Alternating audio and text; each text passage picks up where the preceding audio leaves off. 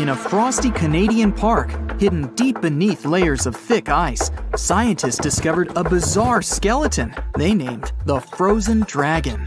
The skeleton had been in the frozen ice for millions of years. It took experts decades to work out the species of this strange fossil. It was identified as a new genus of pterosaur. Pterosaurs were massive flying reptiles with wingspans of over 16 feet. Their heads were 3.5 times the size of their bodies. Pterosaurs lived 76 million years ago when they soared above the dinosaurs. Scientists described them as the biggest, meanest, and most bizarre animals that ever flew. The new genus has been named Cryodragon boreas, which translates to frozen dragon of the north winds. In 2013, a young mountaineer was climbing one of the tallest mountains in Western Europe, Mont Blanc. He noticed a strange metal box poking out of the snow. The mountaineer pried the box open and found that it was filled with precious rubies, emeralds, and sapphires. The climber immediately handed the box to the authorities. It was discovered that the box likely belonged to a passenger on one of 2 flights from India that crashed into the mountain over 50 years ago. The box was valued to be worth over $200,000, and authorities are still searching for the heir to the small box of treasures. In northwest Siberia in 2007, a reindeer herder was on an outing with his sons when he noticed something strange in the ice. The man realized it was a frozen mammoth calf and immediately contacted the local museum. The calf was named Luba and was the best preserved mammoth mummy in the world at the time of its discovery. Luba had been in the ice for 41,800 years and is around 30 to 35 days old. From trunk to tail, the mammoth calf is roughly the same size as a large calf. If you're interested in seeing for yourself, Luba travels to museums all around the world. On the frozen continent of Antarctica, covered in layers of ice and snow, is Mount Erebus, the frozen volcano. The volcano was discovered in the middle of an eruption in 1841 by explorers on an Arctic expedition. The volcano is over 12,000 feet tall and has been active for the last 1.3 million years. Deep within the middle of the volcano is a huge crater filled with large volumes of molten lava. The volcano has occasional explosions, which means it's classified as being in continuing eruption. However, these eruptions are nothing to worry about because they're generally rather small.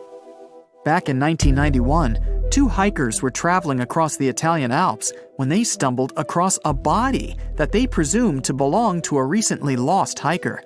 The duo trudged back down the mountain to report their unfortunate findings. Once the remains were recovered, it was clear that the body was not recent at all. Scientists determined that the Iceman was more than 5,000 years old and named him Otzi. The discovery was unlike anything scientists had ever before seen because the body was so well preserved. For years, Otzi was studied by scientists who discovered that our ancestors have a lot more in common with us than we ever knew before. Otzi was covered in ink body art. Research done on the contents of his stomach revealed that his last meal was dry cured meat, similar to the bacon we eat today. Otzi has at least 19 relatives living today, somewhere in Central Europe. Scientists were researching ancient squirrel burrows in Siberia when they came across something interesting. One of the squirrels had hidden away precious seeds deep beneath the ground. The seeds had been encased in ice for 32,000 years.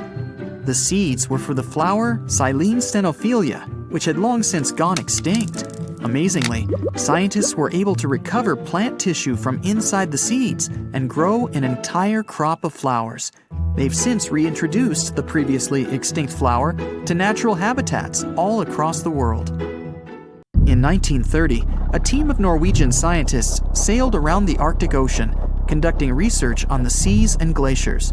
They reached White Island, a dangerous and icy land no human had set foot on before, or so they thought. The scientists were shocked to discover the tip of a small boat sticking out of the snow. Frozen inside the boat, they found scientific equipment and various personal items, including a jacket monogrammed S.A. Andre. They had discovered the wreck of the famous Arctic balloon expedition. In 1897, Swedish explorers, led by Andre, attempted to travel to the North Pole by hydrogen balloon. No one had ever heard from them ever again. People only found out what happened to them when the wreck was discovered 33 years later. It turns out that the balloon had crashed on White Island only 2 days after departing from Sweden. The explorers traveled along the island on a small makeshift boat, but were unable to make it any further.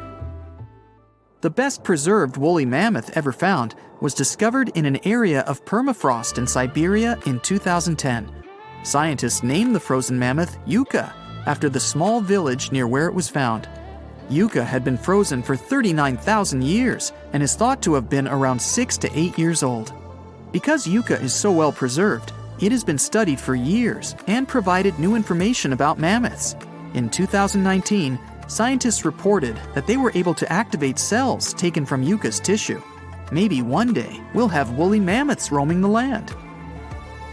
From looking at pictures and videos of Antarctica, the continent appears to be freezing cold, covered in snow, and flat, except for a few small hills. Scientists believe that too. When studying the Gomburtsev Mountains in the early 2000s, they were shocked to discover that the small rocky hills were actually the peak of a gigantic mountain formation under a mile of snow. Using radar technology, researchers worked out that the mountains are really around 10,000 feet tall and sprawl across 750 miles. This is around the same size as the European Alps, except hidden under tons of ice and snow. At a gold mine in Siberia, a businessman was examining a nearby river when he noticed something interesting in the frost. It was a small woolly rhino calf that was later named Sasha. The woolly rhino has been extinct for 15,000 years. It's thought that Sasha could have been frozen in the ice for up to 39,000 years. Sasha is unique because it's the only full-body woolly rhino to have ever been discovered. Glaciers around the northern Italian town of Pelo have begun to melt. Artifacts from decades and even centuries ago have been discovered pouring out of the ice. Personal belongings from soldiers have been found, things like diaries, photographs, and even love letters. Historians have even uncovered an entire cabin preserved beneath the ice. The cabin was filled with hard metal helmets and clothes. In 1845, Sir John Franklin embarked on an ill-fated expedition to the North Pole. The crew traveled on 2 ships, HMS Erebus and the ironically named HMS Terror. The expedition met with disaster, and both ships were lost to the icy waters.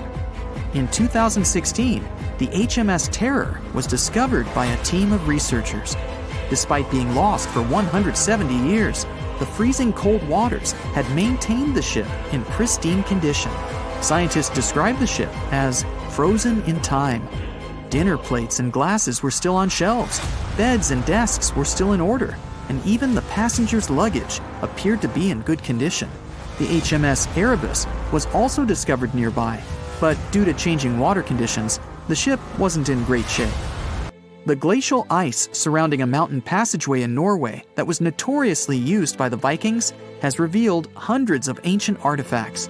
One of these artifacts was a giant unopened wooden box that was welded together. Researchers were beside themselves with anticipation, waiting to open this box. They believed it would be filled with Viking treasures or artifacts that would give us an insight into ancient society. When they opened the box, all that was inside was a plain old beeswax candle. It turns out that this box wasn't actually as old as they thought it was. By analyzing the candle, they discovered that the box dates back to the 17th century. The age of the Vikings had ended by the 11th century. It's likely that the candle box belonged to a farmer who was shipping it from his summer farm to his winter farm to light up the long nights. We're in Siberia. It's so cold here that freezing gusts of wind are burning your face. All that white snow seems to be blinding you. This place resembles Antarctica because of the permafrost. Recently, a group of scientists researched one of the local rivers. With the help of a drilling rig, they extracted several samples of frozen soil. The scientists were shocked to find living creatures inside the ice. Later in the laboratory, they realized that the creatures were microscopic multicelled organisms known as Deloid rotifers. These creatures looked like little worms. Scientists knew that these worms could live in frozen conditions for up to 10 years. But the age of the rotifers found in the ice was about 24,000 years, and after defrosting, they began to reproduce, as if they had been sleeping for several hours, not thousands of years. Further analysis showed that these organisms could stay frozen for hundreds of thousands of years. The rotifers might have lived during the time when people didn't invent the wheel yet. And this isn't their only superpower. Deloid rotifers are among the most radioactively resistant animals on Earth. They can survive in places where there's no oxygen and water. They can also stay alive in areas with high acidity and can live without food and water for a long time. By the way, these are not the only creatures that are known for living for thousands of years. Particular types of moss and some microorganisms are also almost immortal. Nematodes, also called roundworms, are some of the most adaptive varieties of worms in the world. Imagine the Eiffel Tower standing tall and proud. And now, let's make it 10 times higher and place it underground. Exactly at this depth, many thousands of feet under the surface, scientists discovered these creatures. There's no sunlight and almost no air in this place. And since it's much closer to Earth's core than the surface of our planet, the temperature here is higher than in the middle of the hottest desert. Millions of tons of soil above create insane pressure. But all this couldn't prevent life from developing here. When roundworms run out of air, food, or when the temperature becomes too high, they get into a unique state of stasis, or deep hibernation. In this mode, the worm's metabolism slows down, and almost all the processes in their bodies stop. The creatures can sleep for a very long time, and only wake up when the environment becomes more livable. By the way, you don't have to go so deep underground to find these creatures. Nematodes are found all over the world. They can live in hot springs, deserts, high in the mountains, among the harsh ices of Antarctica, or inside animals and humans. Our next invulnerable creatures are tardigrades, also known as water bears. These are microscopic, 8-legged invertebrates closely related to arthropods. It's impossible to see them with the unaided eye. But a conventional microscope will allow you to see tardigrades in detail. They look like minuscule bears. They're called water bears because they need a thin layer of water around their bodies at all times. It's necessary to prevent dehydration. Tardigrades have been found in all kinds of environments, from ocean depths to sand dunes. They're incredibly robust thanks to their unique organism structure. Yeah, they look soft, but their body is covered with a tough cuticle. This coating resembles the exoskeletons of grasshoppers, mantises, and many other insects. Water bears shed their old layer of the cuticle when they need to grow. Each of their 8 legs has 4 to 6 claws, which helps them cling to any surface. The bears can survive at a temperature that's almost 3 times as cold as the temperature in the ice of Antarctica. Heat doesn't harm them either. They have been proved to survive at the temperature that makes water boil. Also, water bears are not afraid of radiation and high pressure. In the depths of the ocean, pressure can destroy alloys of the strongest metals, but these creatures can withstand pressures 6 times greater. But the coolest thing is that they can live in the vacuum of space. Our planet has a magnetic field. This is a shield that protects us from solar radiation. Tardigrades don't need this protection. They can go into near-Earth orbit and come back unharmed, all thanks to a protein protecting their DNA from ionizing radiation. Like other immortal organisms, water bears can fall into a state of cryptobiosis. Tardigrades pull their head and legs inside their bodies and fall asleep. If the surrounding conditions suggest freezing, drying out, or experiencing a lack of oxygen, they will remain in this barrel form until the situation improves. So those are microscopic organisms and microbes that can only be seen through a microscope. But how about something bigger? Meet ironclad beetles. They live in the southwestern US and Mexico. These insects cannot survive high temperatures, live without oxygen, or in conditions of increased radiation. But their shells are so tough that they can only be pierced with a drill or hammer. Their durable exoskeletons are made of a special substance, chitin. It can also be found in the armor of crabs or shrimp. And still, The chitin of the ironclad beetle is so durable that it allows this creature to withstand the impact of a car moving at high speed. In times of danger, they can hide their whiskers and strong legs in special recesses in their shell. Other animals can't bite through the armor, so they spit the beetle out and leave to look for lunch somewhere else. As soon as the danger disappears, the bug stretches out its legs again and goes about its business. Also, the armor saves the beetles from dehydration, which is very useful in hot areas of Mexico and the southwestern US. Inside the exoskeleton, they can store moisture. In other words, these bugs can absorb water whenever they find it and transport this liquid inside themselves. The next creatures are incredibly fragile, but they know how to survive in places where almost no other animals can live. We're going to the southeast of Romania, near the Black Sea. Here, on a desolate wide plain, you can notice a pit. This is a mine leading deep underground.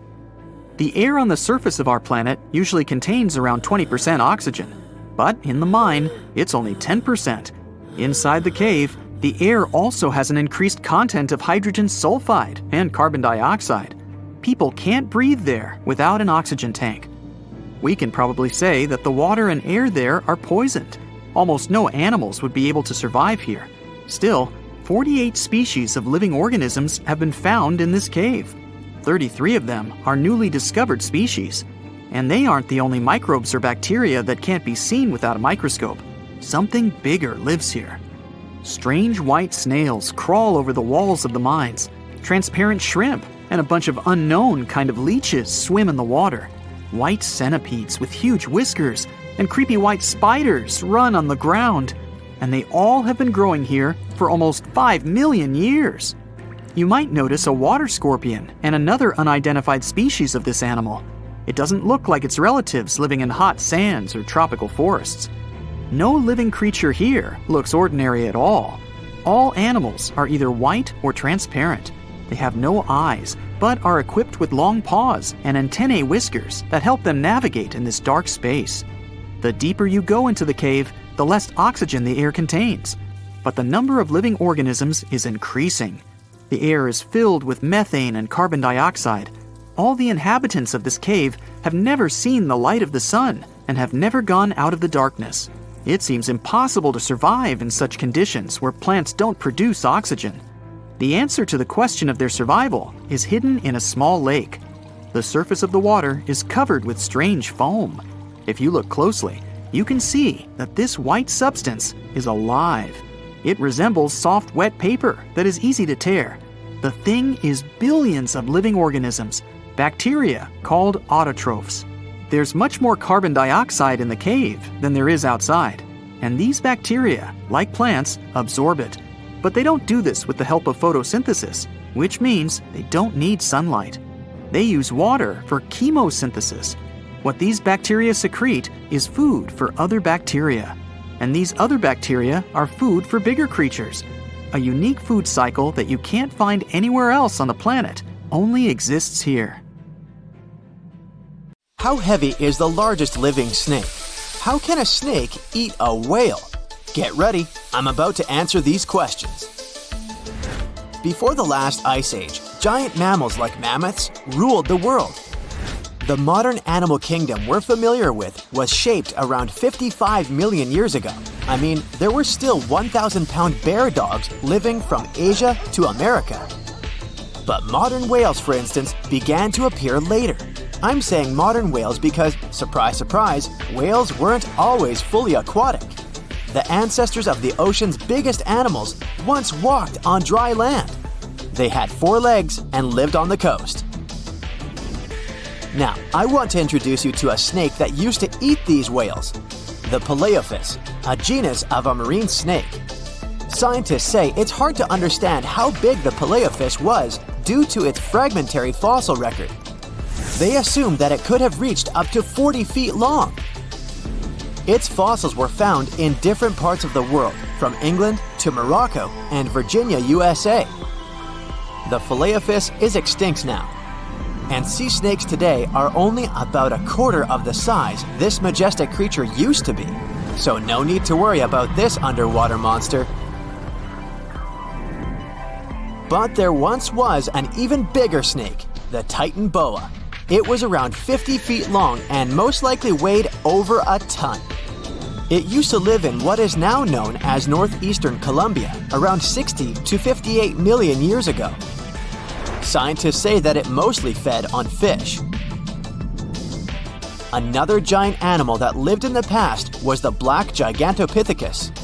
These primates aren't related to gorillas. They lived in the area of modern China. Some people believe that they're still alive, but so far, no one has laid eyes on them. Some people even go further and say that the stories of Bigfoot or Yeti are based on these animals. This rodent became extinct about 2 million years ago. Its main habitat was South America, more specifically, Uruguay. What's astonishing about this species is that it was the largest rodent ever known. It was bigger than a bull. Scientists believe that it weighed up to 1,000 pounds. A distant relative of this rodent is still alive today. It's called the pacarana. It's a rare animal that lives in South America. It weighs up to 33 pounds and measures up to 31 inches, not including its cute and fluffy tail. The Arthropleura was an insect that lived in prehistoric times. Imagine a giant millipede measuring up to 8 feet in length. Here you go. It was one of the largest land animals of its era, about 315 million years ago. The Arthropleura's shell was covered with tough plates. These plates were there to protect the creature from damage. Most of the time, it burrowed into the ground to avoid becoming some other animal's dinner. Meet the Megalodon. Millions of years ago, this shark lived in the ocean and ate other marine creatures. It had wide teeth, and its jaws were so powerful that the animal could finish off its prey with the force of its bite. It was one of the largest sharks to ever exist.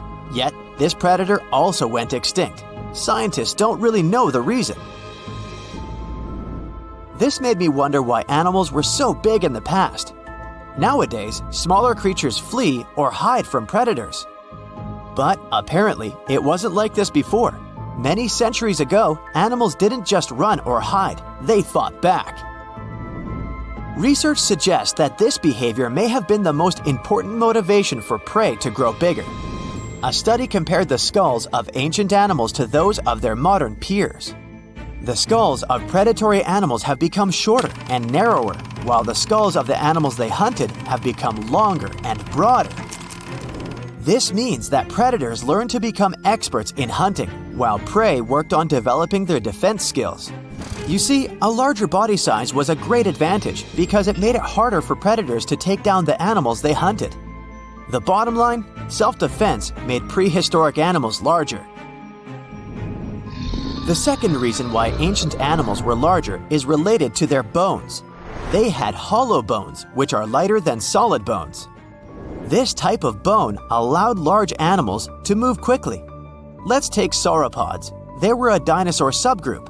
Sauropods had giraffe-like long necks and snake-like long tails. Compared to their body size, their head was really tiny. But since their bones were quite light, they could move around without having to carry additional weight. The eating habits of these animals were also related to their body size.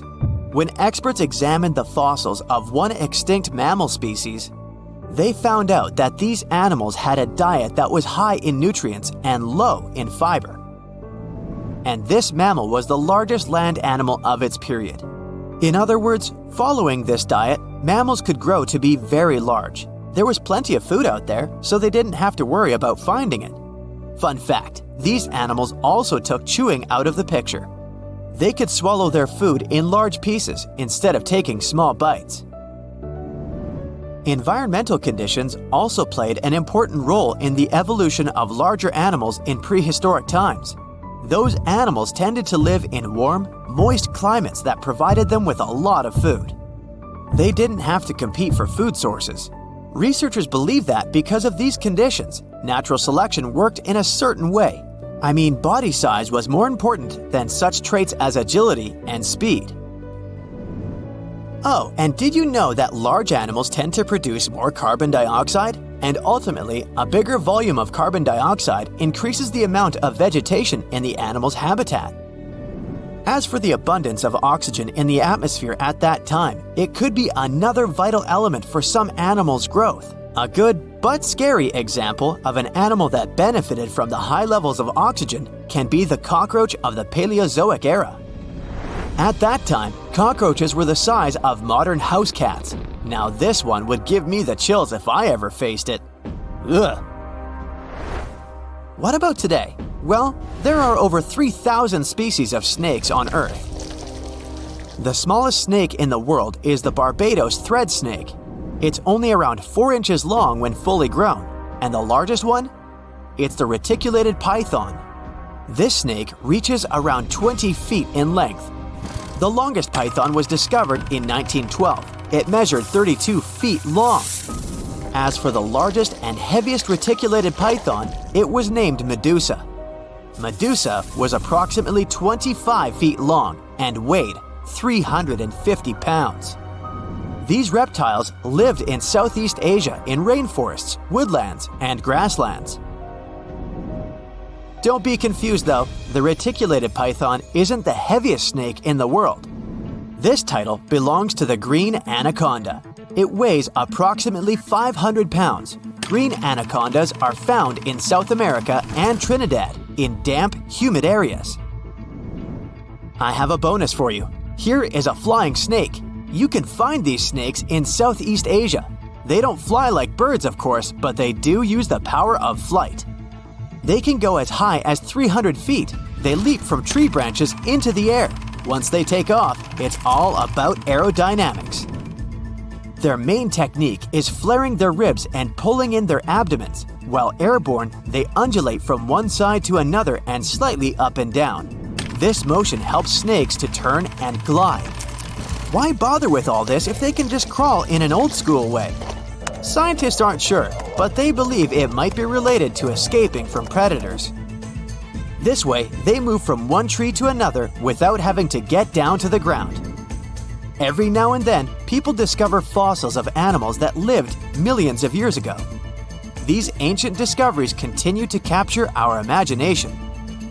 Which of these animals would you like to see alive? Researchers have been waiting for this find for a long time. They came in all shapes and sizes. It would have been hard to distinguish them from dinosaurs. Most species weren't bigger than a mouse. It's like a reminder of a long-gone era when its ancestors walked on all fours. The first mammals to walk the earth were different from us humans in one important aspect. We walk on 2 legs. That makes us bipedal. But the first animals that made the transition from sea to land were tetrapods. This means they walked on 4 legs. The story of these creatures began in present-day Scotland. The region is home to the first terrestrial ecosystem in the world. The rock here is made from silica. This material is the building block of glass. Hot volcanic springs formed these rocks more than 400 million years ago. Such land composition is a treasure trove for paleontologists. These are the scientists who study the fossil remains of animals and plants. In Scotland, they found everything from plants with preserved cells to the oldest known fossils of insects. They even discovered a fungus that grew up to 29 feet tall. But there was one find that stood out from all the other ones. In 2015, scientists unearthed fossils of 4-legged animals. The place of discovery was Willie's Hole, near the hillside village of Churnside in the south of the country. Researchers dated the finds to the Paleozoic era, about 360 million years ago. This was the time when the early ancestors of the dinosaurs thrived. The world was a much different place back then. Today, we associate Scotland with cold and rain, and kilts and golf. But at that time, this land sat closer to the equator. It had lush vegetation, and its climate was hot and humid. Droughts and flooding were quite common. It was the perfect setting for an important evolutionary event. Researchers have been waiting for this find for a long time. The fossil records had a 15 million year gap. Its name was Roemer's Gap, after the Harvard professor who described it. science was missing fossil evidence of the animals that ventured onto land on all fours. The 5 fossil species they found in Scotland shed light on this mystery. The first tetrapods were divided into 2 large groups. One of them contained the ancestors of birds, reptiles, and mammals. Their collective name is Amniotus. The other included the ancestors of amphibians, such as frogs. When these and similar species migrated to dry land, they discovered that they weren't alone. The earliest life forms that made this evolutionary leap were liverwort-like plants. We know this because scientists found their spores. They also discovered fossilized remains of an air-breathing millipede. It had tiny holes that allowed it to breathe air. This puts it among the first oxygen-breathing animals on the planet. And this species of millipedes is the first land dweller in the animal kingdom. Today, the largest of such creatures is the African elephant. Scientists believe that one of the first 4-legged creatures to make it onto land was an amphibian ancestor. Its name was Ichthyostega. The first part of the animal's name translates from ancient Greek as fish. This reveals a lot about the way the creature moved. It dragged itself on the ground using only its front limbs that resembled fins. This is the way that mudskipper fish move on land today. This isn't how we imagine proper walking, but during the period our hero lived on Earth, it was the perfect way to get around. The climate had both extremely dry and wet periods. The ability to walk and swim at the same time was especially useful. The fossils from Scotland supported this claim. The fish-like animals scientists found had 4 slender limbs. This is the perfect equipment for life on land, not inside the ocean. There was further evidence. The fossils displayed well-developed lungs for breathing outside of water, but their legs were still too weak to completely lift the body off the ground. The tail section had to slither along the surface, similar to how a snake moves forward. This animal that resembled a modern-day salamander lived during the Paleozoic era. This was the time when 4-legged creatures developed a standard number of digits at the end of their hands and feet, 5 on each. We know them today as fingers. All species that had more than 5 fingers started slowly disappearing. These pteropods split into 2 groups. The first of them had to return to the sea to lay eggs. This group would later give rise to amphibians. The second kind of tetrapods is more interesting to human evolution. They're considered the ancestors of reptiles, dinosaurs, and mammals. The Permian period came at the end of the Paleozoic. By this time, all life forms on Earth inhabited the supercontinent of Pangaea. There were vast deserts far away from the oceans. The more important species that walked on all fours during this time were the synapsids. They came in all shapes and sizes, but the only subgroup of synapsids to survive into the Cenozoic were the mammals. Doesn't seem like much, but we exist today thanks to these ancient tetrapods. As a species, we have come far in the tree of life. A recent study revealed that the first life form to evolve was an ocean-drifting comb jelly. This came as a bit of a surprise. For a long time, researchers believed that the simple sponge was the oldest animal on the planet. After analyzing vast amounts of data, comb jelly came on top, or the bottom, depending on how you look at the tree of life. These ancient beings were squishy and had tentacles, but they weren't the true jellyfish like the ones we see today. The creatures lacked the bell-shaped body and stinging cells. Scientists cannot precisely date the species because they lack a fossil of the oldest comb jelly. This is not the case with other ancient creatures that once roamed our planet. The ancestor of dinosaurs, turtles, and crocodiles are familiar to science. These are the animals that appeared during the Paleozoic era. This was a time when true tetrapods appeared. Paleontologists recognized them by 2 distinctive openings on each side of their skull. The first mammals that appeared during this era resembled reptiles. It would have been hard to distinguish them from dinosaurs. Some of them later evolved features we all know today. These include fur and a warm-blooded metabolism. They developed during the time when dinosaurs dominated Earth. That's why these first true mammals were small. Most species weren't bigger than a mouse. Their diet consisted of plants, as they were herbivores. Also, they were creatures of the night. During the day, they were mostly hiding underground. Now, this wasn't such a bad strategy. Some 66 million years ago, an asteroid fell on the Yucatan Peninsula in today's Mexico, and this spelled the end for dinosaurs. 75% of all species that lived on Earth at the time disappeared. The mammals' small size helped them survive and repopulate the planet. The era in the history of our planet that followed the Mesozoic was nicknamed the Age of the Mammals. The climate became warmer, so grasslands expanded. These were the ideal conditions for tetrapods to grow in size.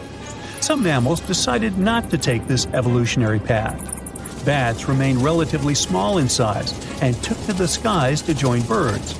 And there are some tetrapods that return to the ocean. The most notable example are whales.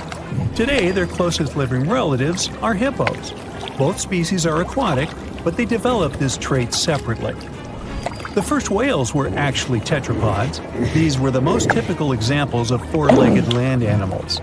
If you saw them today, you would think they were oversized rats. That's what whales looked like some 50 million years ago. Paleontologists came to this conclusion in the 1980s by studying the skull of a now extinct animal. It lived around the edge of a large, shallow ocean. At some point in history, it returned to the marine way of life. Its back legs devolved. But sometimes, biologists stumble upon a living specimen of a whale that still displays tiny hind limbs in its skeleton. It's like a reminder of a long-gone era when its ancestors walked on all fours. Today, I'm going to tell you about creatures that had unique features which allowed them to grow to incredible sizes. They were some of the most impressive animals to have ever existed on our planet. The Argentinosaurus is a genus of sauropod dinosaurs that lived approximately 97 million years ago in what is now South America. Scientists think it was one of the largest land animals ever, with a length of up to 100 feet and a weight of up to 100 tons. A farmer stumbled upon a giant leg bone while tending his cattle. That's how he discovered the first fossils of the Argentinosaurus in Argentina in 1987. Further excavations uncovered more bones, revealing a massive dinosaur that would have dwarfed most other animals of its time. The Spinosaurus, meaning spine lizard, is a genus of theropod dinosaur that lived around 97 million years ago in what is now North Africa.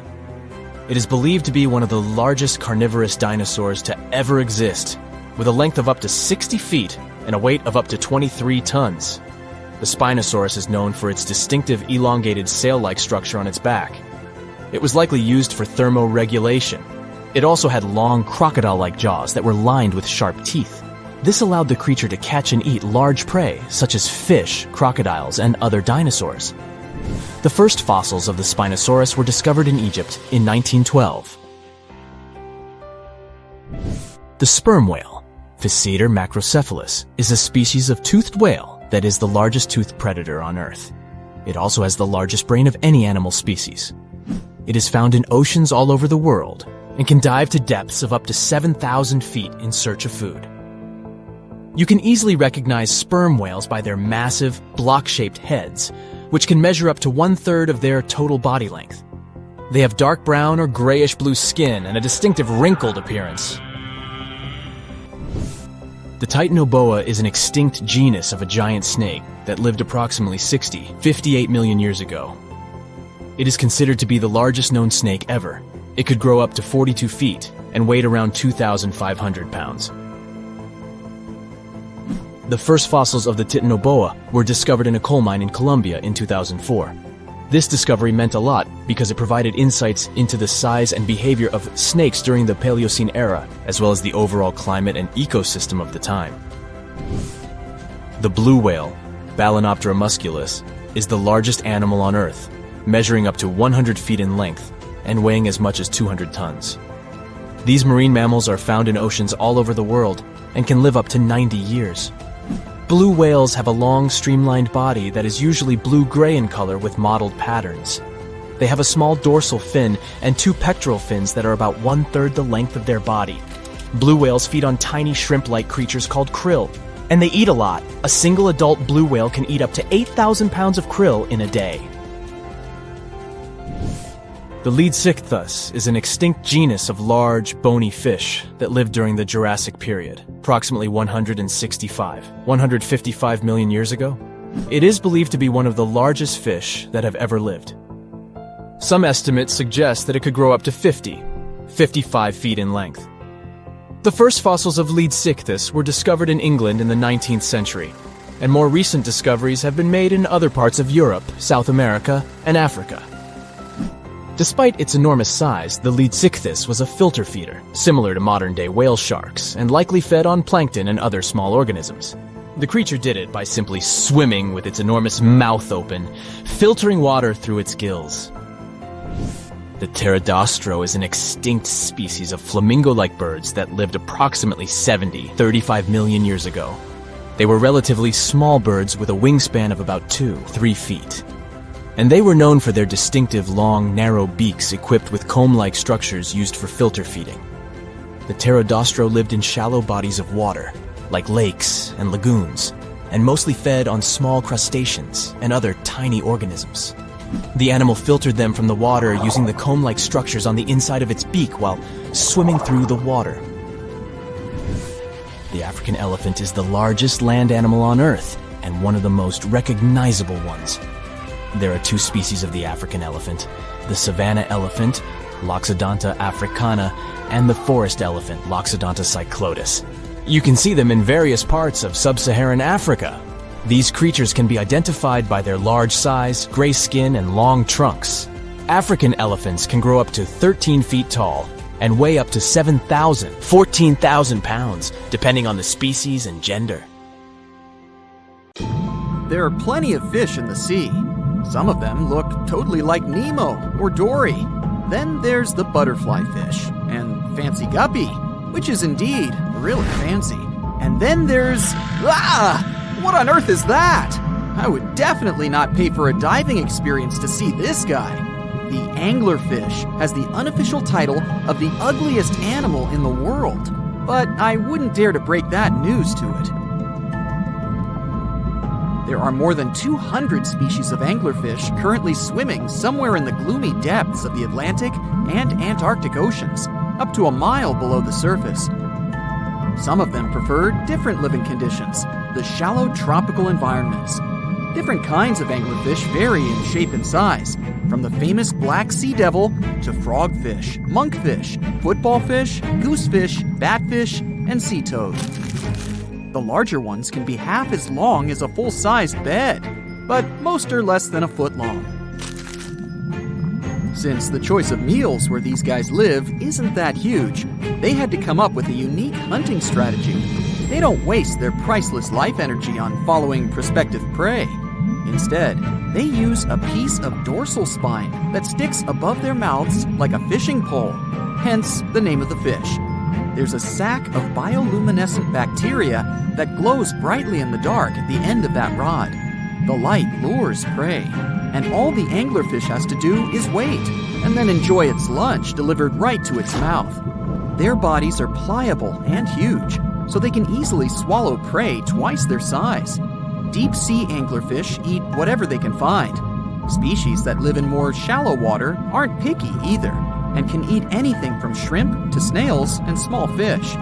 Only female anglerfish have the cool fishing rod feature though. So what about their males? Finding a soulmate deep under the sea isn't that easy.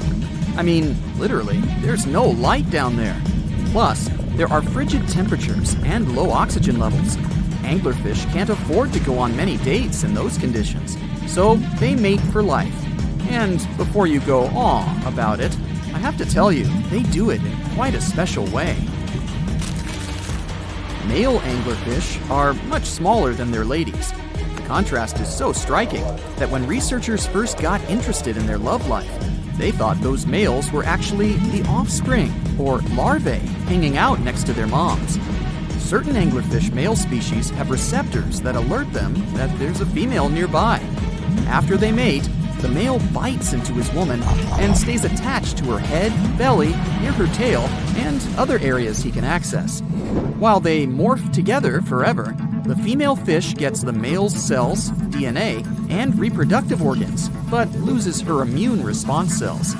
The male gets free permanent housing and nutrition. Given the current real estate prices, it sounds like a dream. But that accommodation is shared by up to 8 males, and they can't move out if they ever feel like it.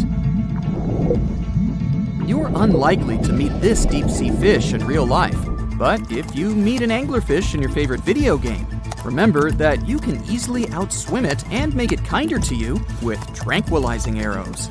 Once you befriend it, the anglerfish can be your scout and help you discover new areas with its bioluminescent pods. Back in the real world, down in the twilight zone of the ocean, about 650 to 3,300 feet down, the anglerfish isn't the only creature you're lucky you'll probably never meet. Many of the locals look like they come straight out of science fiction or horror movies, but that's because they had to adapt to this dark, deep world. I did my best to get you prepared for the creatures you're going to meet, starting with the common fangtooth. They spend most of their lives deep down, but at night, they move toward the surface to snack. These guys are more active than most other deep-sea dwellers. They don't wait for food to come their way, but actually follow it, and then get it with their long, hungry teeth. They don't have a built-in light bulb like the anglerfish, so they've developed a great sense of smell and use as much sunlight as they can get there in the depth to get around. Sometimes, even the shadow of a passing by prospective prey is enough for them to switch to action mode. And though they don't look too charming, they're completely harmless to humans if you ever run into one of these guys. Stoplight Loosejaw sounds like a great name for an alternative band, but it's actually another deep-sea resident with sneaky hunting habits. It has special light-producing photophores under each eye. They emit green and red light like a stoplight, hence the name of the fish.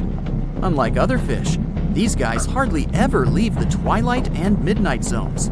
Their lower jaw is a quarter of the total body length, and the stoplight keeps it open all the time, hoping to get some lunch. It looks like a ferocious predator, but mostly prefers zooplankton, with an occasional dessert of shrimp, krill, and fish. I'm sure you didn't expect to meet a hybrid of an eel and a bird, but here it is! The slender snipe eel has a beak, much like that of a bird, with curving tips. The beak is equipped with tiny hooked teeth that the eels use to catch the antennae of delicious shrimp. And it sure is slender, stretching up to 5 feet and weighing only a few ounces. Scientists don't know all of this guy's secrets, since it's pretty tricky to study in their natural habitat. But it looks like they only produce offspring once in a lifetime, and then pass away. Glass squids like to take it easy in life and literally go with the flow. They're filled with a solution which is lighter than water, so they don't have to make any effort to move around the deep sea looking for food and partners. These creatures are transparent, so they blend into any landscape and don't even cast a shadow while moving. Talk about a great survival tactic. If danger finds it anyway, it can transform into a lumpy ball, pushing its head and tentacles into its mantle cavity. It can also release ink into the mantle and go from transparent to black. The same ink can protect it against hungry whales and seabirds. Another tactic they use to scare off predators is to activate their light-emitting organs around their eyes. I'm getting hungry. Maybe I can snack on this sea cucumber. Ouch, it's moving! So I guess it doesn't belong in a salad after all. These soft-bodied fellows live in all parts of the ocean, from shallow waters to the deep underwater world.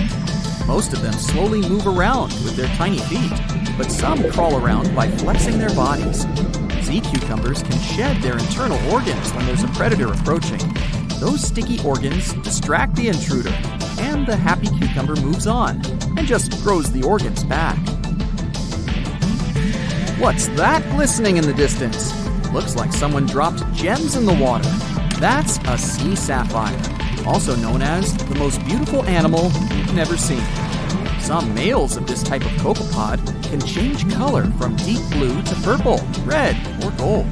1 second later, it's gone. And it's back, shimmering bright. The secret to this magic is that their bodies are transparent and reflect light differently at certain angles. It looks like it's their way of communicating between each other and attracting mates. Female sea sapphires don't have the same superpower, but their eyes are bigger compared to males, probably to spot them from a distance.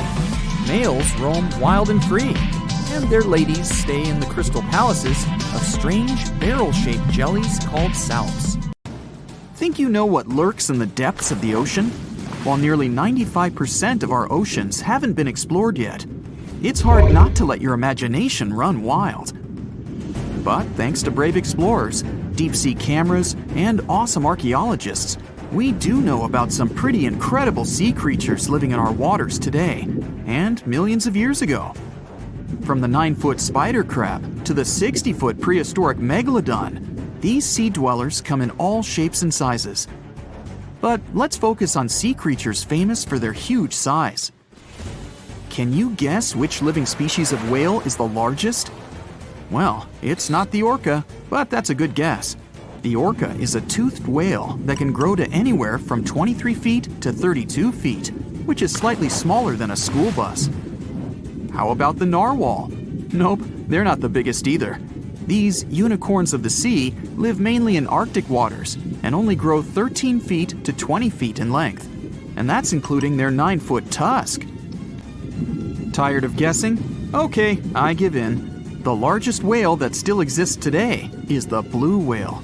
At a jaw-dropping 82 feet to 105 feet, the blue whale is not only the biggest whale we know of, but is currently the largest animal to have ever lived on Earth.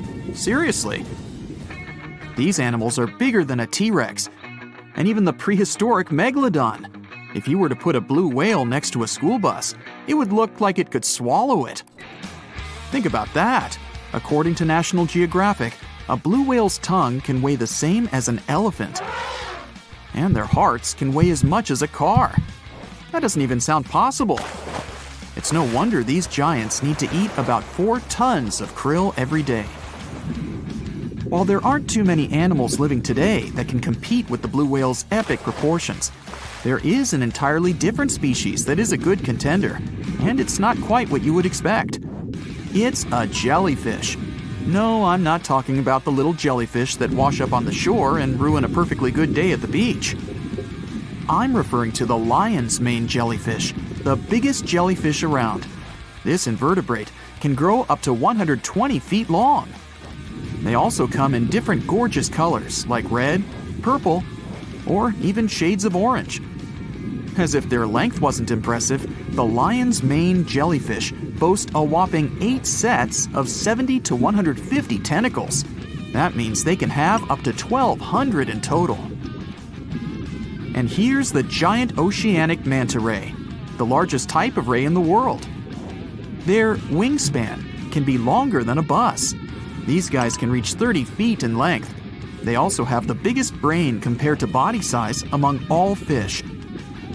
Unlike their stingray cousins, mantas don't have venomous tails. And while the lion's mane jellyfish and the blue whale are yet to be beaten for the longest sea creature, there is one marine creature that can grow even larger in length.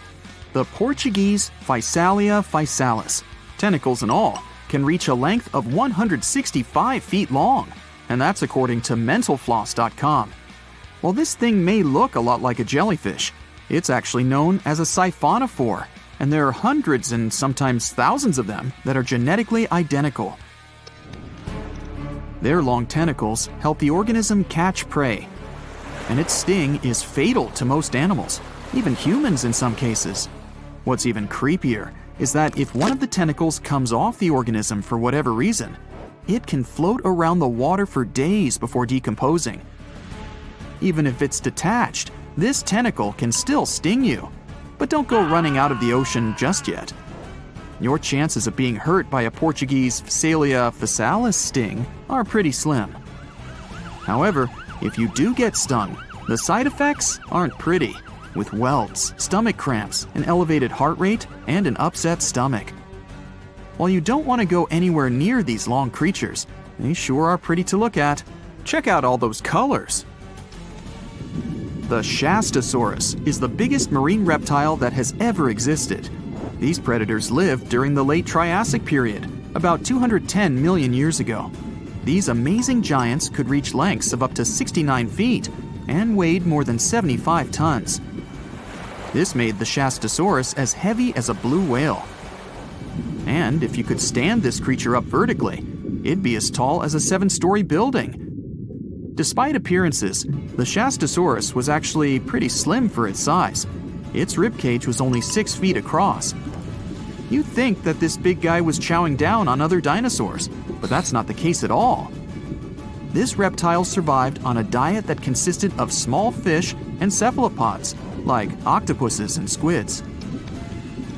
The Albertonectes is a bright representative of the plesiosaur family, meaning that this marine reptile had a small head on an incredibly long neck and large flipper-like limbs that helped it move through the water. These creatures occupied the seas around North America 76 to 70 million years ago. The length of this sea monster could reach 38 feet, with its neck taking up 23 feet of that length. Its neck was a true record breaker. It had a whopping 76 bones in it. No other animal known to humankind has had so many vertebrae in its neck. Scientists aren't sure why they needed such a lengthy neck. They might have used it to collect shellfish off the seabed, or perhaps it helped them capture their main prey, fish and squids. This aquatic reptile also had gastroliths in its stomachs. Some of them were as big as 5.5 inches in diameter. The Tylosaurus belonged to the Mosasaur family. It dominated the shallow seas of North America about 85 to 80 million years ago.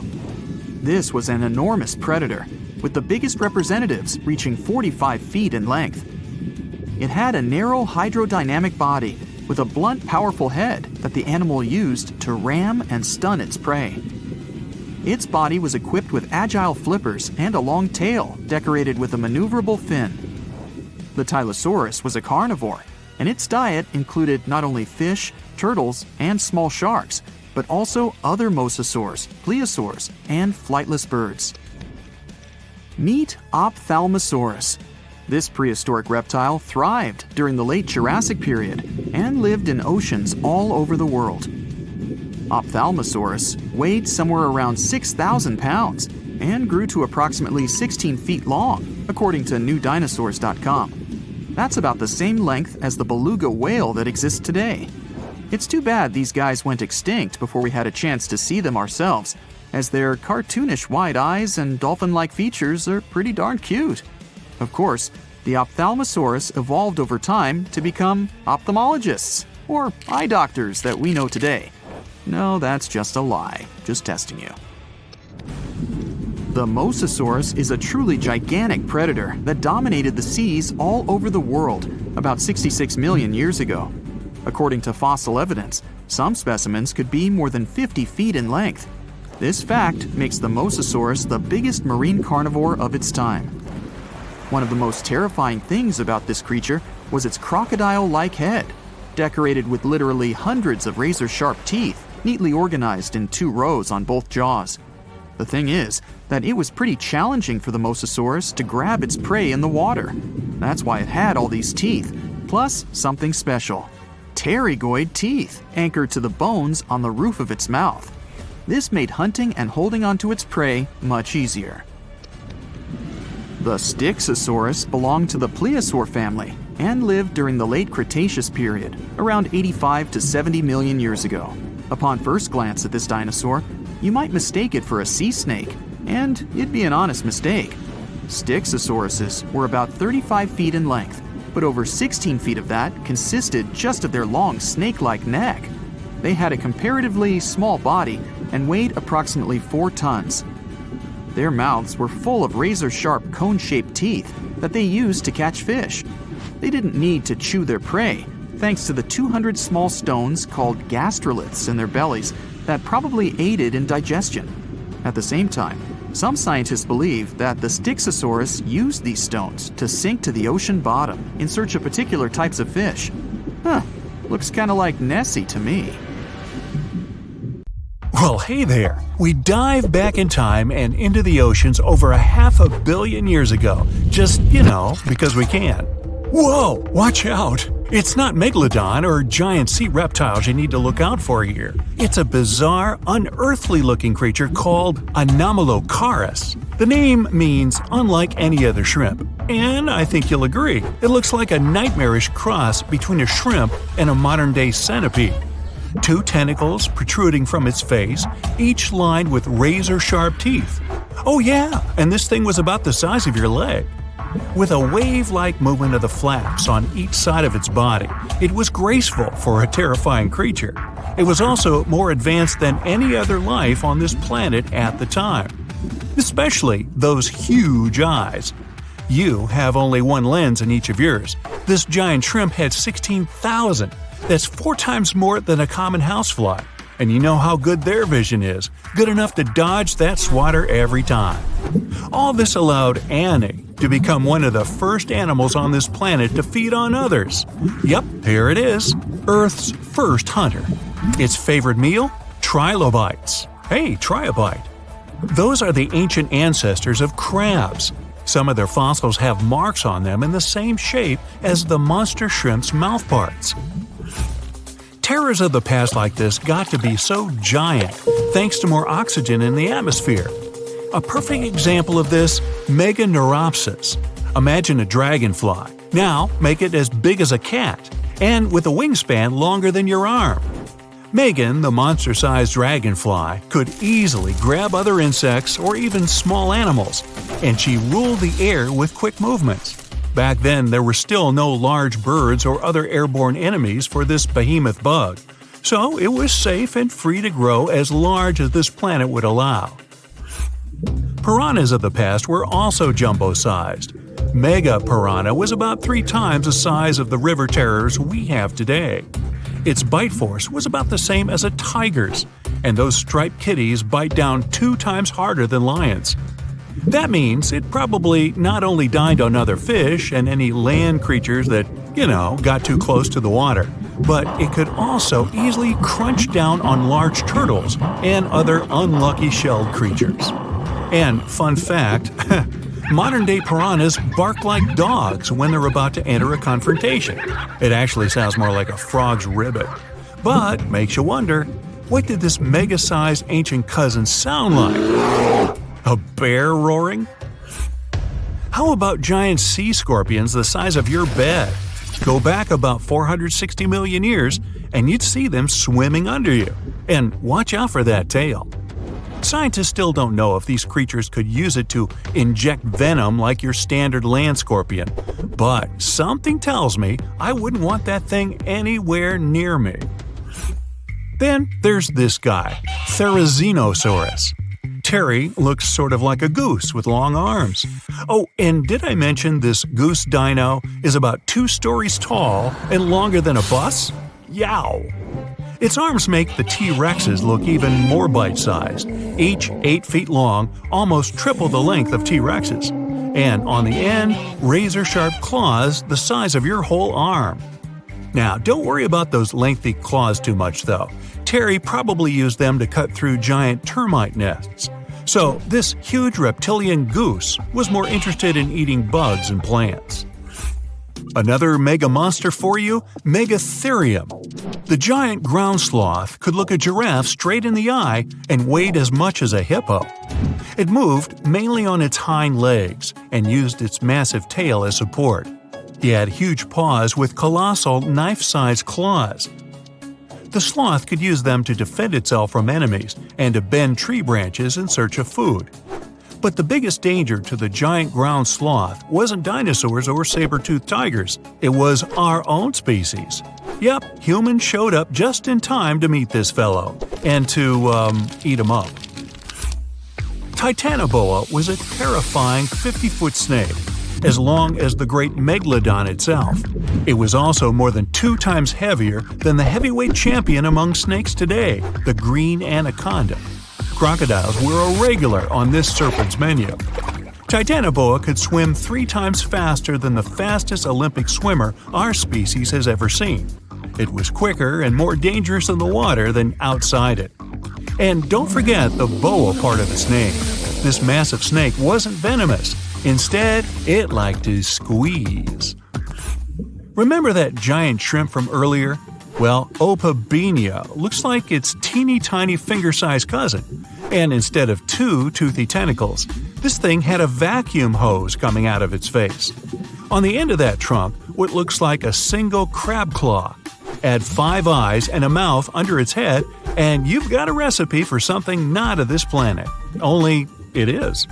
This creature used its trunk like an elephant does. Its claw grabbed food from the bottom of the ocean and brought it up to its mouth. This thing is so weird-looking that apparently when the scientists who discovered it presented his findings to an audience, they all laughed as if he were joking. Now, a real-life monster, the Tully monster. From a distance, it looks a bit like Nessie, that long neck and teeth-lined jaws. But get closer, and you'll see it's more like a long nose with a mouth attached at the end, like a mosquito. Its eyes are further back, sticking out of tubes all snail-like. Tully was an ancient mollusk, about the size of your forearm. It probably dined on jellyfish and shrimp 300 million years ago. Thylacus smilus will put a smile on your face as long as you don't get too close. No, it's not a relative of the saber-toothed tiger. It was a marsupial, making it more related to a kangaroo than anything. And if you compare them to body size, its fangs were actually longer than a saber-toothed tiger's. And they grew continuously. As for that beard on its chin, that's actually all chin. The lower jawbone grew down to a point under the mouth. Those fangs were rooted to the skull, going way back to its eyes. When the mouth was closed, that bony beard protected the long, sharp teeth from breakage. Staganapolis, not to be confused with Minneapolis, might look like a big crocodile with a squished-in snout, but it was mostly harmless. Its small head and very few teeth meant the reptile didn't have much to work with when protecting itself. That's what all those armored scales were for, and no need for huge fangs or long rows of razor-sharp teeth when you're a plant eater. That beak-like tip on its nose allowed the stag to dig up plants. So, really, this reptile was more like a 10-foot scaly pig than a croc. Basilosaurus was a type of ancient whale that lived on our planet about 45 million years ago. Not quite as long as a blue whale, but this guy was still big enough to munch down on other whales and even sharks. Some people believe these monsters could still exist today. Eyewitnesses claim to have seen a giant sea dragon, and Basilosaurus fits the description. Plus, 90% of our oceans are unexplored. There's plenty of space to hide a sea monster. But scientists haven't found any fossils of this ancient whale younger than 3.7 million years. So, this myth is busted. Stegosaurus is one of the most recognizable dinosaurs that ever lived. It can easily be distinguished by those huge spikes on its tail and the bony plates on its back. It was twice as long as a giraffe and nearly 5 times heavier. But compared to its body size, it had the world's smallest brain. It was no larger than a dog's. Pelagornis had the largest wingspan of any bird ever discovered. It was twice the size of the largest bird today, the wandering albatross. Such huge wings made it hard for the bird to take off. It could only do so by jumping off cliffs. And when it finally spread its wings, this giant could only go about 40 miles per hour. The fastest bird today can reach speeds 5 times that. Now, one of the most common animal myths is that mice love cheese. It popped out a long time ago, probably as early as when people started storing food. Since mice are regular visitors to human homes, they were constantly looking for food they could eat. People used to store grains in glass jars. They also kept their meat hanging up high. But they'd lay the cheese on the shelf, which was an easy target for all the unwelcome pantry visitors like mice. So they ate it because they couldn't reach anything better.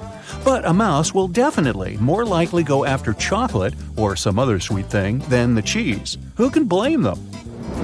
Now, flamingos don't really stand in the water on one leg so they wouldn't get cold. This is just a simple way for them to spare the effort. It's exhausting for us humans to stand on one leg, but for them, this is the most stable position possible considering their peculiar anatomy. This pose doesn't require any muscular work. Now I'm jealous. One of the most widespread and oldest myths out there is that ostriches hide their heads in the ground every time they're scared.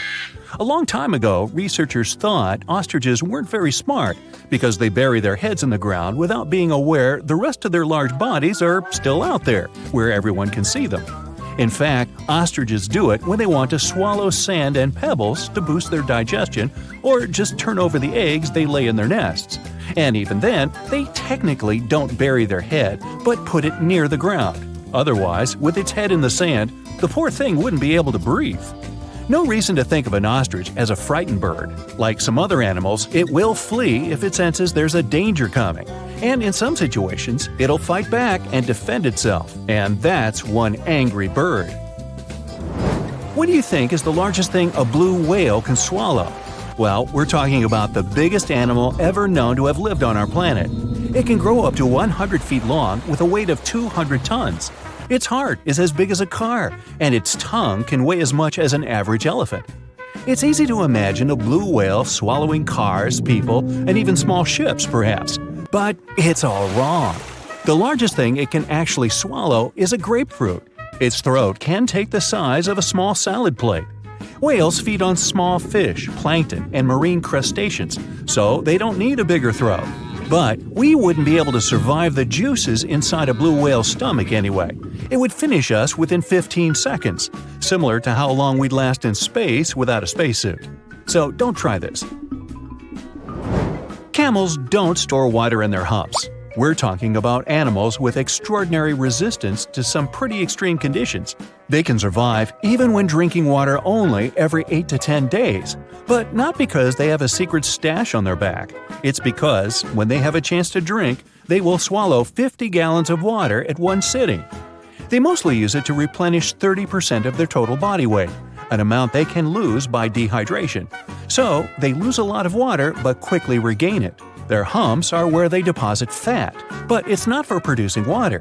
The oxygen camels would need to inhale would cause them to lose too much water because it would evaporate through their lungs. That's why they use fat as a nutritional source for energy. This helps them survive in arid regions and times of scarcity. Now, it's a myth that anteaters vacuum ants using their noses. They don't go around looking for ants and hoovering them through their long snouts. Anteaters have very long tongues. Giant anteaters have tongues that go up to 2 feet long. It's the shape of a strand of spaghetti and covered in spiny hooks and sticky saliva that traps ants, up to 160 times in a minute, which means they eat up to 20,000 insects in a single day. That's a lot of bugs. They open anthills using their claws and then do the rest of the work with the tongue. They don't have teeth, so they only swallow all the insects they catch. Movies might have given you a false sense of security when it comes to dinos. Nope, standing very, very still couldn't save you from a raging T-Rex coming after you. It's a myth. The Dino King had bad vision. These beasts may have seen better than modern-day raptors. They had excellent depth perception, something present in today's animals such as eagles and hawks. Even if, by some miracle, the Dino King can't see you or thinks you're just a small tree or some other object because you're standing so still. They had a pretty good sense of smell. So, the better option would be to run because the T-Rex is not as fast as scientists used to think, up to 33 miles per hour. Considering their anatomy, they could move at a speed of 12 miles per hour. Anything faster than that would have caused serious bone damage.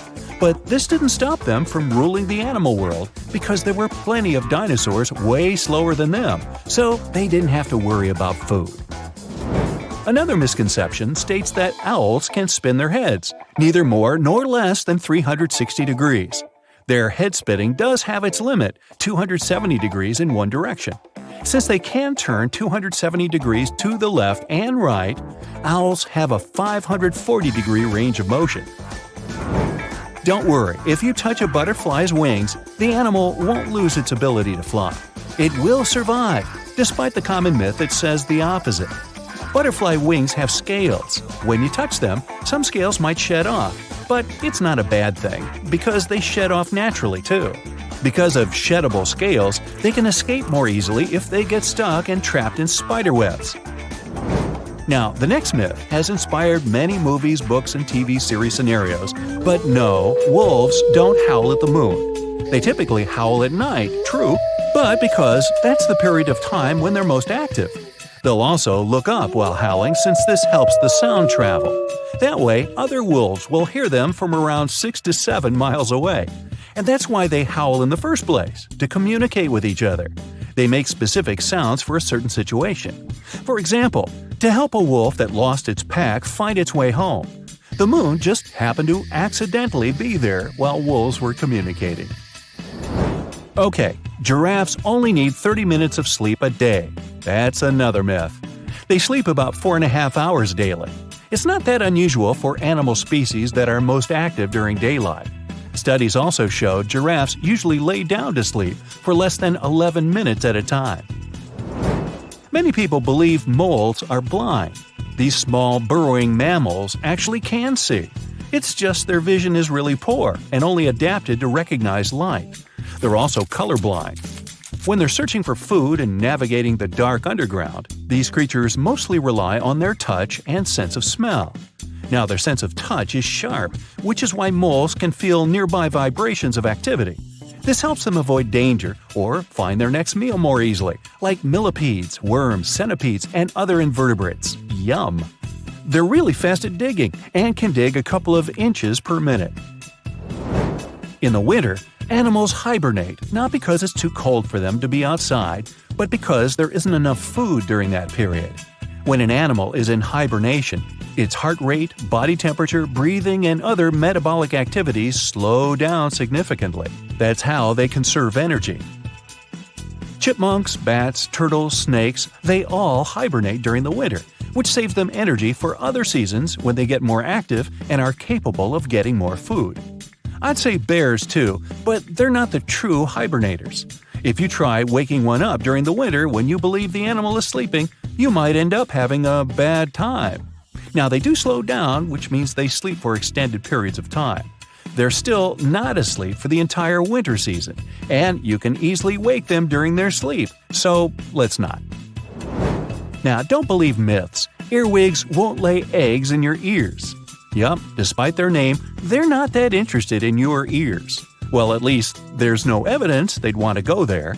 They prefer to spend their time in dark, moist places, such as under tree bark or in soil. So, your ears are off the hook. Octopuses have 3 hearts. 2 of them pump blood to the gills, while the bigger heart circulates blood to the rest of their body. They also have 9 brains. There's the large central one, but also each of their 8 arms has a mini brain of its own, which is why they can act independently. Since each arm has its own brain, the central brain only needs to send a higher level signal to the arm. Things like, move to that nearby crevice, there might be a crab hiding inside. In the case of humans, the brain would guide and take control of each movement of our legs and arms. And with an octopus, arms act almost independently on their way to the crevice. It also tastes and feels with the suction cups on it. Since their arms are so independent, an octopus doesn't actually know where they are unless it sees them. The human body has an ability called proprioception. Thanks to it, we know where our arm is, even if we hold it, let's say, behind our back. 1816 is known as the year when summer didn't come. In April 1815, there was a massive explosion on Mount Tambora in Indonesia. It sent enormous clouds of volcanic ash up into the atmosphere. The majority of the northern hemisphere got covered with a shroud of dust and dirt and kind of refused to settle. In June of the following year, the cold winter didn't just come to an end.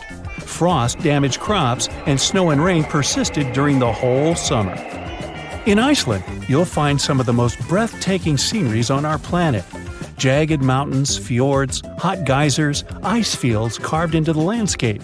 Stunning yet intriguingly black sand beaches, such as Reynisfjara Beach. Most of the sand on beaches is generally formed from rocks that have broken down because of weather changes and erosion through thousands or even millions of years. And on Reynisfjara, The sand is a striking black color, and that's because of volcanic activity. Lava came out of an erupting volcano, got to the surface, cooled, and then hardened in the Atlantic Ocean, creating such a fascinating black hue. This beach is so magically stunning, but it's also very dangerous because of its sneakier waves. That's when a few smaller waves join together into a single, really big one. This phenomenon can happen when ocean currents force waves together, or in the case of rainosphera, when such waves come from an offshore underground cliff and get an even stronger pulling effect. Considering the ocean's low temperatures too, it's definitely better to just take pictures from a safe spot. Some trees talk to each other. Not the way we do, of course, but, for example, acacia trees that grow over the African savanna can warn each other if there's something dangerous coming. When some animals, such as antelopes, gobble up its leaves, the tree immediately starts producing more tannin, which is toxic to animals. They also emit a special type of gas that travels through the air and warns other trees they should protect themselves too. You're stargazing, such a chill night, and then a flash of bright light streaks through the night sky. A shooting star, so cool. But what we see is not actually a star, although we call it that way. They're meteors, which are basically small chunks of dust and rock moving through space. As they're passing through our atmosphere, they cause something called friction when one thing rubs against another, and that's why they glow. Also, the friction causes heat. Dust and rocks get extremely hot as they fly through the atmosphere, and the heat makes them glow until the moment they burn out and turn into what we call the shooting star. Sunsets in deserts are extremely beautiful because of the spectacular colors they produce a bit more than elsewhere. Sunlight consists of various shades of the color spectrum. When the sun is high in the sky, these colors mix together and our eyes see them as white. But as the sun gets lower, its rays have to go through a thicker layer of atmosphere before they get to us. The atmosphere then scatters shorter wavelengths of light, like blue and purple, before we can even see them. That's why the longer orange and red wavelengths stand out. In urban environments, air pollution can make sunset colors duller than everywhere. The clean air in deserts allow the vivid colors coming from the sun to shine through at twilight. Also, the moisture, water vapor, and rain-engorged clouds can mute the sunset's hues. Since there's no rain, clouds are thin and wispy, so they filter and reflect sunlight instead of blocking it. Bamboo grows really fast. It's actually the fastest growing plant on Earth, sometimes growing about 3 feet in just one day. You can find it in dense forests, where only a little light gets to the ground, which means bamboo is under strong pressure to reach the sunlight as quickly as it can. There's an underground stem that connects bamboo shoots to their parent plant, so the shoot doesn't really need leaves of its own until it gets to its full height. Also, bamboo grows faster than other plants because it doesn't waste its time and energy on growing rings that thicken the stalk. It's just a thin, hollow stick that grows straight up. You'll notice some of the big trees have shallow root systems, sometimes even 10 inches deep in the ground. The roots generally need access to oxygen and water, and they can mostly find it in special underground pockets called soil pores. When a tree has ideal moisture and soil conditions, it can send roots deeper down under the surface and get what it needs. But most of the time, conditions are not perfect, considering bedrock, stones, and compact soil that physically prevents the roots from going down. Such obstacles also prevent the roots from getting the needed oxygen. So, when life gets tough, the tree will take an easier option. Its roots will stay close to the surface and spread out in different directions. Drought conditions are another reason trees can have shallow root systems. By staying closer to the surface, they can take most of the rainfall collection. Plants are exposed to the sunlight most of the time, but they still don't get sunburn. They appeared on land about 700 million years ago, and one of the key things they needed to survive was something that would protect them against the ultraviolet rays coming from the sun. Those in the sea had seawater as protection.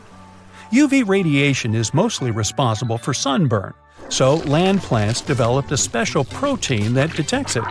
This protein sends signals to the cells to protect the plant from the damage and effects of UV radiation.